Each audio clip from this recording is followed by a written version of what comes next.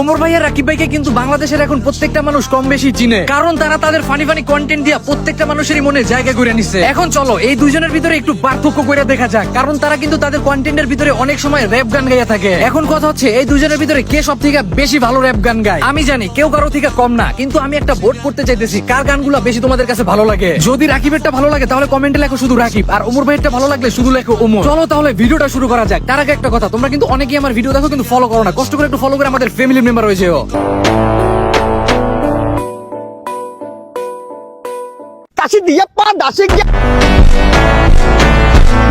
র্যাপের ম্যাপে বারমুদা ম্যাপে নামা তোরা শটগান দিয়া না ঠাপাইয়া একে দিয়া ঠাপা ফুইটা বলে মরে গেলে বয়স বাড়িলে কি লাভ হইব শ্বশুর বাড়ি পিঠা না খাইলে গাইয়া পইরা যাইয়া গালটা কাটছিল আমার মনির ভাই।